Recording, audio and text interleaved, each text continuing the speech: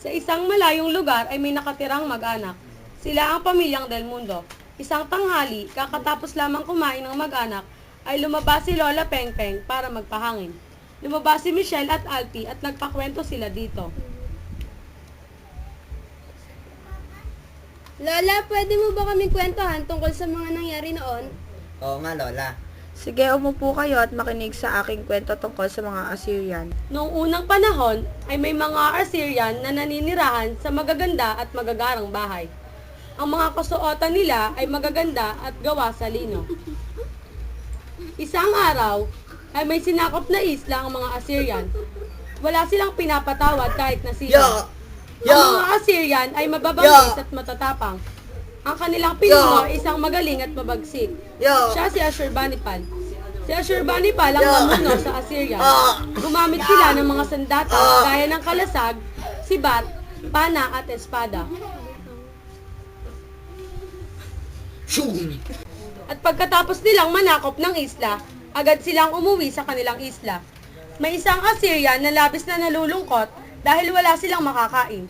Kaya agad itong pumunta kay Ashurbanipal para humingi ng tulong. Pangunin niyo po sa pang-istorbo.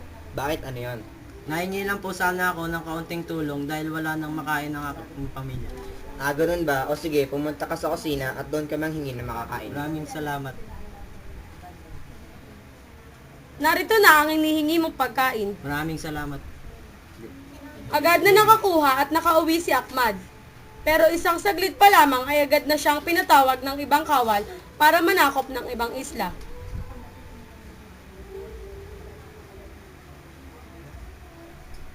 Ama, may naghahanap sa inyong kawal.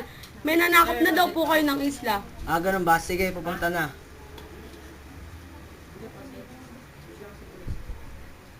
Hindi porket malupit at mabagsik si Ashurbanipal ay hindi na ito tumutulong sa edukasyon.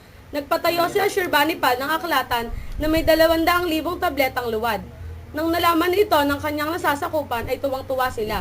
Umaga, Uy, sinasakop na nila tayo! Oo nga! Nagulat na lang ang mga nasasakupan ni Ashurbanipal na makita nila na sinasakop na sila ng mga Chaldean, Medes at Persian. Maraming nasawi sa mga Assyrian.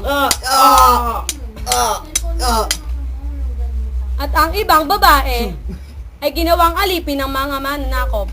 Sakop na namin kayo. Sige na. Biyag na namin kayo. doon na nagsimula at nagtapos ang paghahari ni Ashurbanipal sa mga Assyrian. Ang ganda pala ng kwento ng Assyrian. Kahit na malapit si Ashurbanipal ay nakapagpatayo siya ng aklatan. Oo nga, sana magkwento pa kayo tungkol sa mga iba pang nanakop. O siya, pumasok na kayo at umuulan na.